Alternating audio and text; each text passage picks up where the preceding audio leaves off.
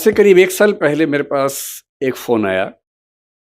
मैं मंच पर तो बोल लेता हूँ, वैसे निजी जीवन में बहुत ही संकोची व्यक्ति हूँ, बहुत ही अंतर्मुखी हूँ और मुझे कोई खींच के बाहर ना लाए तो मैं 1-1 महीना अपने रूम में बैठ के पढ़ता रहता हूँ। मुझे मुझे लगता है कि एकांत में जो सुख है, वो सुख मुझे मिलता नहीं बाहर। तो मैं पार्टियों में जाने वाला व्यक्ति नहीं हूँ। किसी का जन्मदिन, किसी की शादी में मुझे बुलावा है तो मैं तुरंत सोचता हूँ कि क्या बहाना लगाऊँ कि ना जाना पड़े मुझे। तो मैं ऐसा हूँ, दरअसल हूँ, ये मेरा स्वभाव है। और मेरी टीम को ये पता है कि जब भी कोई इन्विटेशन आए, आमंत्रण आए तो कैसे मना करना है। उनको पूरी उसकी विधि पता है मना करने की, कि किसी का अपमान भूल के भी ना हो, पूरे सम्मान के साथ, विनम्रता के साथ कैसे मना करना है, तो वो विधि हमने बना रखी है। तो 1 साल पहले एक फ़ोन आया हमारे साथी के पास और उन्होंने मुझे कहा कि गंगाराम अस्पताल के एक बहुत सीनियर डॉक्टर हैं, वो मिलना चाह रहे हैं, डॉक्टर सुरेश सिंघवी। मैं ईमानदारी से बता रहा हूँ कि जैसे ही मुझे पता लगा गंगाराम के वरिष्ठ डॉक्टर हैं, तो मेरे मन में एक लालच का भाव पैदा हुआ। मुझे लगा अब मेरी उम्र 50, अब मैं 51 का हूँ, तब 50 का था।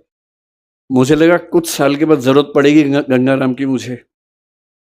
तो अगर गंगाराम में एक आध सीनियर डॉक्टर से परिचय हो जाएगा, तो ठीक ही रहेगा।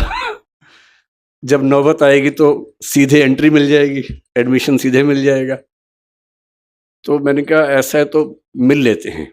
तो मुझे लगा कि मैं जाके मिलूँगा, लेकिन डॉक्टर साहब इतने विनम्र हैं कि वो मिलने आए मुझसे। तो मैं स्पष्ट रूप से कह रहा हूँ, मेरे मन में एक ही लालच था कि वो आएँगे और मैं इतनी नेटवर्किंग कर लूँगा कि बुढ़ापे में दिक्कत आए तो मेरा इलाज ठीक से हो जाए। बाकी ज़रूरतें मुझे पड़ती नहीं है, एक ही ज़रूरत लगती है, कभी डॉक्टर की ज़रूरत पड़ेगी तो रास्ता निकल जाएगा। खैर वो आए और जो मैंने सोचा था चीज़ उससे एकदम अलग थी। आधे घंटे की बातचीत में वो प्रसंग खत्म ही हो गया कि मेरी ज़रूरत क्या है। जब उन्होंने बताया इस पूरे कार्यक्रम के बारे में, बताया कि सरदार पटेल जिस आश्रम में सरदार बने थे, उस आश्रम में एक संगोष्ठी होने वाली है, उसमें मुरारी बापू रहने वाले हैं। और जब सारा वर्णन किया, निरंजना जी का बताया कि कैसे उनके पिता जुड़े थे पटेल जी से, वो खुद भी बचपन में जुड़ी रहीं, तो मेरे मन में लालच बहुत बढ़ गया। अब वो लालच खत्म हो गया डॉक्टर वाला, अब दूसरा लालच बढ़ गया, क्योंकि मुझे सबसे ज़्यादा सुख मिलता है ऐसे स्थानों पर जाकर जहाँ कोई महान व्यक्ति अपना समय गुजार के गया हो। जैसे मैं आज से कुछ साल पहले करमसद गया था, जहाँ सरदार पटेल का जन्म हुआ था। उस घर में 1-2 घंटे रहा, छत से लेकर ज़मीन तक सारा एक-एक कमरा देखा वहाँ पर। साबरमती आश्रम भी गया था, दांडी भी गया था, गुजरात आया तो लोथल भी गया, सब जगह गया। बारडोली मुझसे छूट गया था। शायद नियति थी, जानबूझ के छुड़वाया होगा नियति ने। तो जब मुझे पता लगा कि बारडोली के आश्रम में जाके वहीं उसी घर में रहने का मौका मिलेगा या बैठने का मौका मिलेगा जहाँ सरदार पटेल रहते थे, जहाँ महात्मा गांधी भी आते थे, तो मुझे लगा इससे बड़ी उपलब्धि क्या हो सकती है। बोलना तो ठीक है, मैं अध्यापक हूँ, बोल ही देता हूँ, तो मैंने कहा ठीक है मैं आऊँगा, लेकिन इसमें मेरा लाभ ज़्यादा है, आपका लाभ कम है। और जब से आज मैं सुबह से आया हूँ, मैं कल रात को सूरत आ गया था, आज सुबह यहाँ आया, और जब से आया हूँ तो वो मेरा भाव बढ़ता ही जा रहा है। ऐसा लग रहा है कि बड़े शहरों की चकाचौंध में हम लोग बहुत कुछ छोड़ देते हैं, जो ऐसी जगह पे आके समझ में आता है कि जीवन का असली मतलब क्या होता है। तो पश्चिम में एक प्रसिद्ध दार्शनिक हुए थे, मुझे सुरेश जी ने कहा कि 1.5 घंटा मुझे बोलना है, तो मैं बड़ा फुर्सत के मूड में हूँ। अगर आप लोग लगे कि कम बोल रहे हैं तो आप इशारा कर दीजिएगा, मैं चुप हो जाऊँगा बीच में ही, नहीं तो मैं तो ज़्यादा बोलने का अभ्यस्त हूँ ही, कम बोलना मुश्किल लगता है मुझे। तो आज जब मैं आया तो यहाँ मुझे सरदार पटेल पर बोलना है, मैं उन पर आऊँगा थोड़ी देर के बाद। पहले मैं आज का अनुभव डिस्कस करना चाह रहा हूँ। तो जैसे ही कार आश्रम के अंदर घुसी, तो जिसको बोलते हैं आजकल मनोविज्ञान के बच्चे की वाइब्स आती हैं, जो जेन जी है, आज की जनरेशन है, उसकी भाषा में वाइब्स आती है। हमारी भाषा में एक वातावरण होता है हर जगह का, उस वातावरण का अपना मूल्य होता है। और वातावरण ऐसे नहीं बनता, बहुत सारे अच्छे लोग जब एक साथ रहेंगे तो वहाँ माहौल बनता है। उसको हम वातावरण कहें, वाइब्स कहें, वाइब्रेशंस कहें, जो भी कहें, वो हर किसी को समझ में आता है। तो जैसे ही मैं उस स्कूल के अंदर घुसा, मुझे लगा कि ये कुछ तो अलग है। पहले मुझे लगा कि क्योंकि मैं दिल्ली से आया हूँ और दिल्ली में दीपावली के 1-2 महीने बाद तक जो मौसम रहता है, आपको पता है कि पॉल्यूशन बहुत ज़्यादा वहाँ पर होता है, सांस लेना अपने आप में एक चैलेंज होता है वहाँ पर। तो मुझे लगा शायद यहाँ हवा साफ सुथरी है, और क्योंकि मैं दिल्ली से आया हूँ इसलिए मुझे बहुत ज़्यादा अंतर महसूस हो रहा है।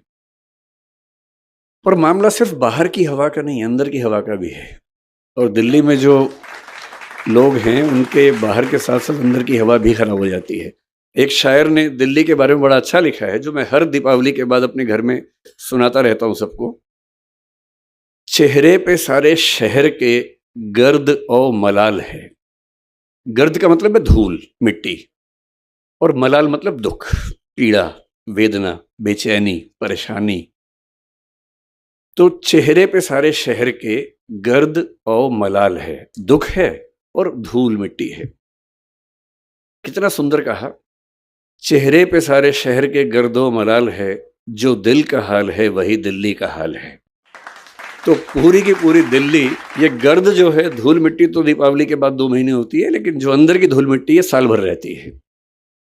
और मैं थोड़ा पढ़ लिख गया हूँ, ज्ञान की बातें कर लेता हूँ, लेकिन धूल मिट्टी तो मेरे अंदर भी उतनी ही है जितनी बाकी लोगों में होती है। यहाँ के एक अलग ही सुकून महसूस हुआ।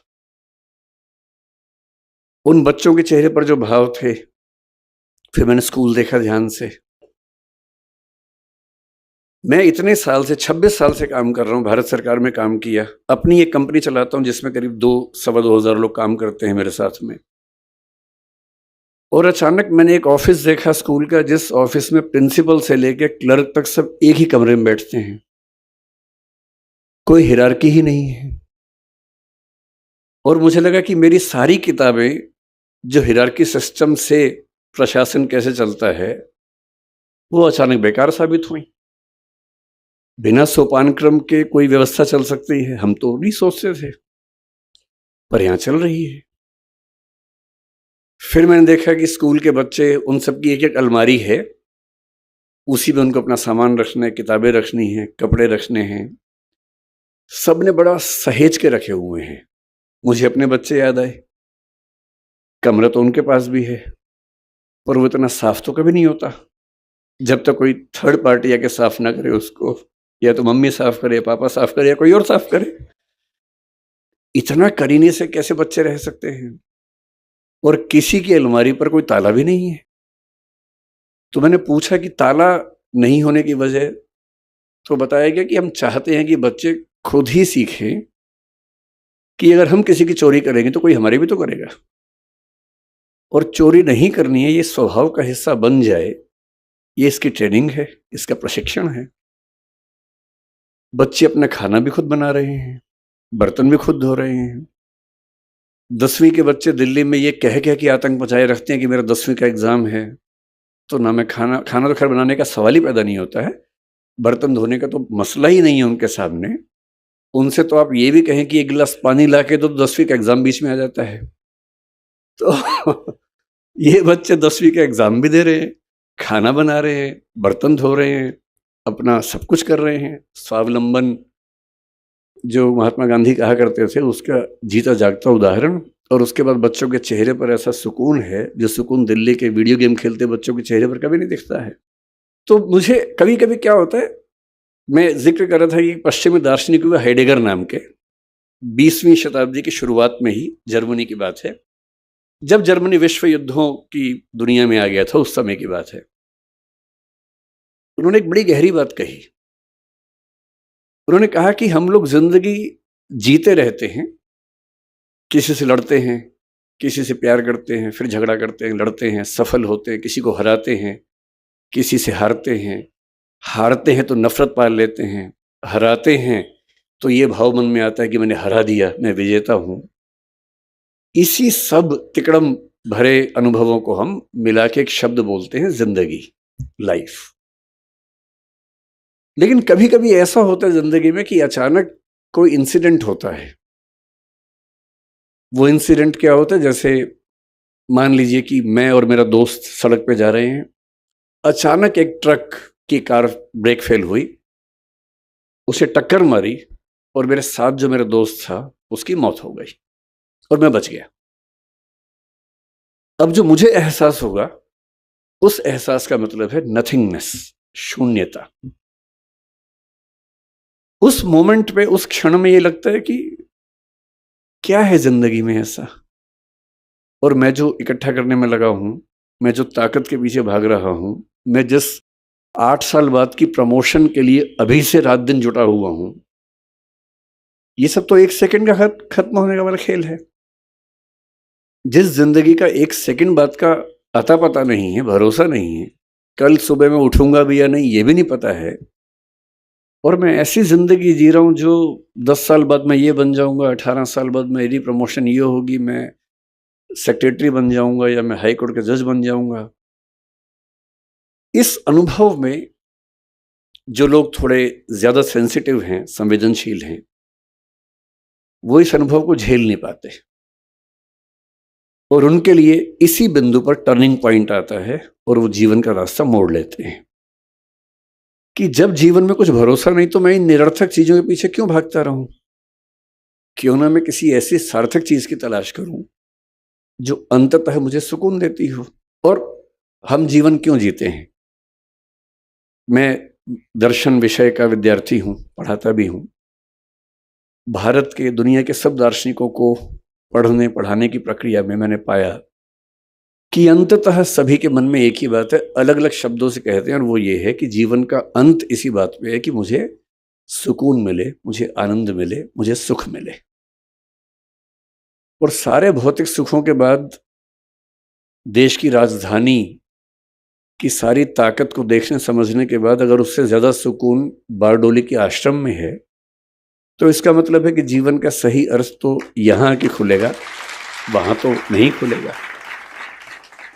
तो मैं बहुत कृतज्ञ हूं सिंघवी साहब का, डॉक्टर साहब का। कहाँ गए डॉक्टर साहब? हाँ, डॉक्टर साहब आपका बहुत कृतज्ञ हूं कि आपने, अब मैं आपसे कोई काम नहीं बोलूंगा कि मुझे इलाज करवा दीजिए, वो मैं कभी नहीं बोलूंगा। वो तो मेरा शुरुआती लालच था जो मैंने आपको बताया भी नहीं अब तक, और मन में था। और मुझे लगता है कि सच बोल देने से मुक्ति रहती है, झूठ बोलने में बड़ी दिक्कतें हैं, सच बोल देने से आदमी मुक्त रहता है। तो मेरा शुरुआती आपसे जो संवाद था वो लालच की बदौलत था। अब तो हम अच्छे दोस्त हो गए। तो मैं कृतज्ञ हूं कि आपने मुझे यहां बुलाया और इतने सुंदर संसार के बीच में आने का मौका दिया। मैंने जब स्कूल